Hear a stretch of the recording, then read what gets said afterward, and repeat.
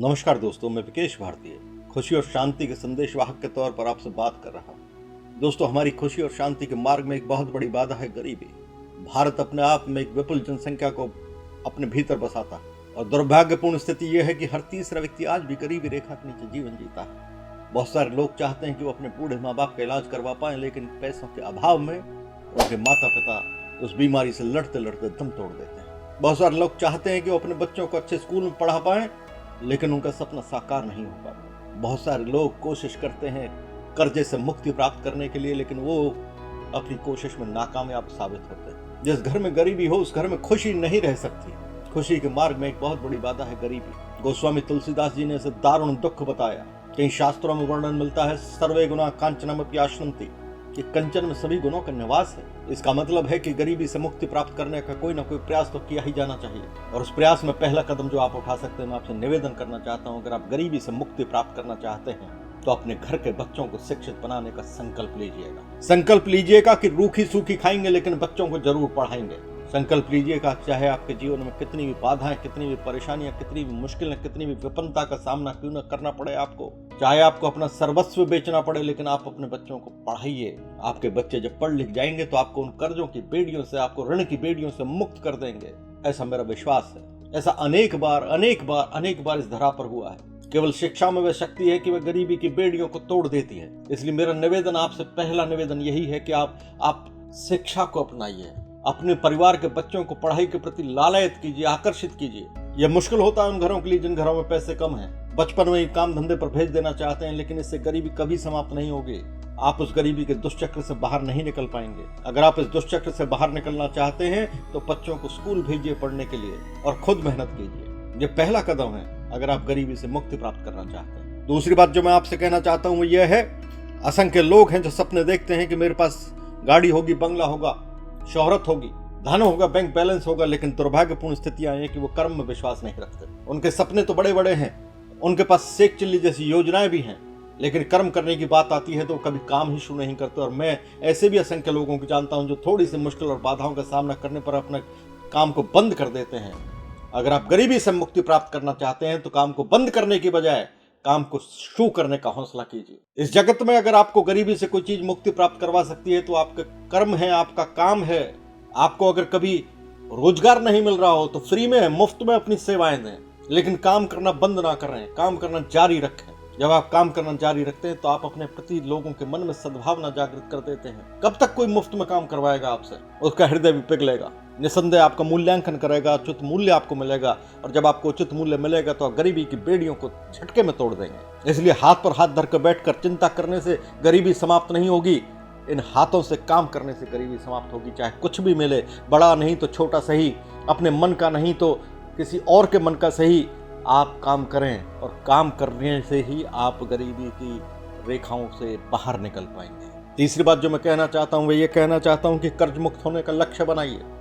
आपके ऊपर यदि कर्ज नहीं है तो निश्चित तौर पर बेहतरीन स्थिति है। कर्ज का मतलब ही है गरीबी। अमीर वह जिसका पैसा किसी दूसरे के ऊपर है, और गरीब वह जिसके ऊपर किसी का पैसा है। गरीबी और अमीरी का अंतर स्पष्ट तरीके से जान लीजिए कि यदि आपके ऊपर कोई कर्जा है, वह कर्जा यदि आपके ऊपर 2 रुपए का ही क्यों ना हो, लेकिन अगर कर्जा है तो आप गरीबी की तरफ जा रहे हैं। और अगर आपने किसी को अपने पैसे दे रखे हैं, मदद स्वरूप दे रखे हैं, तो निश्चित तौर पर आप अमीरी की ओर जा रहे हैं। इसलिए जीवन में लक्ष्य बनाइए कि जब भी जिएंगे उन सीमाओं में जिएंगे जहां कर्जा आपके ऊपर ना चढ़ता हो। अपनी आमदनी से ज्यादा खर्च करने की आदत मनुष्य को गरीबी की तरफ ले जाती। मैं ऐसे असंख्य सीईओज को जानता हूं, ऐसे असंख्य लोगों को जानता हूं जो कंपनी में बड़े बड़े पदों पर काम करते हैं। उनकी तनख्वाह लाखों रुपए महीना है, लेकिन उनका खर्चा उनकी आमदनी से अधिक है। यदि वो 5 लाख रुपए महीना कमाते हैं तो 5.5 लाख रुपए, 6 लाख रुपए महीना खर्च करते हैं विदेश की यात्राओं पर, घूमने फिरने पर, मौज मस्ती पर, और उनके जीवन में बचत की आदत है ही नहीं। यदि आप ऐसी स्थिति में जीवन जी रहे हैं तो यकीन मानिए आप अपने आप को गरीब बनाने का प्रबंध कर रहे हैं। आपसे मेरा निवेदन, बचाइए कल के लिए, और जितनी आमदनी आपकी है उससे कम में गुजारा करने का फैसला कर लीजिए। अपने आप को कर्ज मुक्त रखने का संकल्प लीजिए, तो आप गरीबी की रेखाओं से बहुत दूर रहेंगे।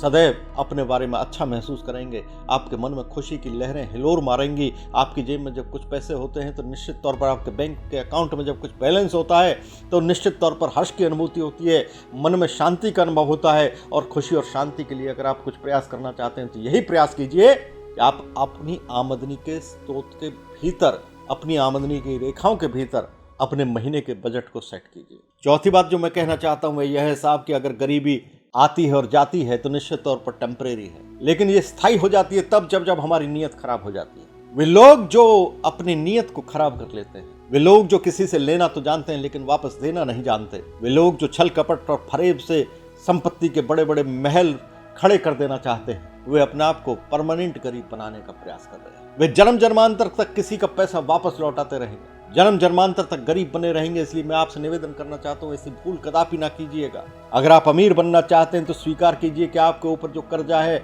वह कर्ज देने वाला व्यक्ति भले ही भूल जाए, लेकिन आपको याद रखना चाहिए कि आपके ऊपर किसी का कर्जा और उस कर्जे को चुकाने की व्यवस्था यथाशीघ्र आपको कर देनी चाहिए। अब तक आपकी नीयत साफ रहेगी, यकीन मानिए आपकी नीयत जितनी साफ रहेगी नीयत के साथ बरकत होती है, ये पुरानी कहावत है। आप अपनी नीयत साफ रखेंगे तो निश्चित तौर पर आपके घर में आमदनी का स्तर बढ़ेगा, आपके घर में हर्ष और खुशी का स्तर बढ़ेगा, आपके परिवार के सदस्यों में मधुरता बढ़ेगी, आपके जीवन में प्रेम बढ़ेगा, आपका हौसला बढ़ेगा, आपका आत्मविश्वास बढ़ेगा। इसलिए अपनी नीयत को साफ रखिए, स्वीकार कीजिए और जिन लोगों का पैसा दिए जाना बाकी शेष है उन लोगों को पैसा चुकाने की व्यवस्था में लग जाइए, जुट जाइए और आप पाएंगे कि आप गरीबी की हदों से बाहर निकल जाते हैं। अंतिम बात जो मैं कहना चाहता हूं कि यदि आप गरीबी की रेखाओं से दूर जाना चाहते हैं, अपने परिवार को अमीरी की रेखाओं में स्थापित कर देना चाहते हैं, अपने आप को उस संपन्नता से भरपूर होते हुए देखना चाहते हैं, तो आपको एक काम करना होगा, आपको अतिरिक्त श्रम करना होगा। कहते हैं कि किस्मत मेहनत की दासी है, किस्मत के द्वार मेहनत से खुलते हैं। अगर आप चाहते हैं कि आप अतिरिक्त आमदनी करें, चूंकि आपके ऊपर कुछ कर्जा है, तो आपको अतिरिक्त मेहनत करनी होगी, आपको ओवर टाइम करना होगा। आप कारोबार करते हो या नौकरी करते हो, आपको ओवर टाइम का सहारा लेना होगा, आपको मेहनत के घंटे बढ़ाने होंगे। यदि एक व्यक्ति रोजाना 8 घंटे काम करता है और वही व्यक्ति अगर रोजाना 12 घंटे काम करे तो एक महीने में 1.5 महीने की आमदनी को प्राप्त करने का हकदार बन जाता है। लेकिन मजेदार स्थिति यह है कि जब आप ओवर टाइम करते हैं तो सारी की सारी कंपनियां आपको डबल पेमेंट करती हैं। ओवर टाइम के समय में किए जाने वाले श्रम का भुगतान दुगना किया जाता है। इसलिए आप इस सूत्र को जरा समझें कि अगर आपको अमीरी से मोहब्बत है, अगर आप चाहते हैं कि आप पैसे कमाएं, अगर आप चाहते हैं अतिरिक्त धन अर्जित करें जिससे कि आपको बुढ़ापे में किसी के सामने हाथ ना फैलाना पड़े, जिससे आप अपने बच्चों की अच्छी शिक्षा का प्रबंध कर सकें, जिससे कि आप वर्ल्ड टूर पर जा सकें, तो जवानी के दिनों में अतिरिक्त श्रम की शक्ति को आप अपना लें, ओवर टाइम की शक्ति को आप अपना लें। और आप ये पाएंगे कि जब आप ओवर टाइम करते हैं तो कंपनी के प्रिय कर्मचारियों में से, कंपनी के प्रिय अधिकारियों में से आप हो जाते हैं और आपकी उन्नति के द्वार खुलते चले जाते हैं, आपके प्रमोशन के द्वार खुलते चले जाते हैं। इसलिए यदि आप संपन्नता की सीढ़ियों पर कदम रखते हुए शून्य से शिखर की ओर पहुंचना चाहते हैं, गरीबी की कोख से निकलकर संपन्नता के महल में प्रवेश करना चाहते हैं, तो निश्चित तौर पर आपको अतिरिक्त श्रम के इस सूत्र को अपनाना होगा।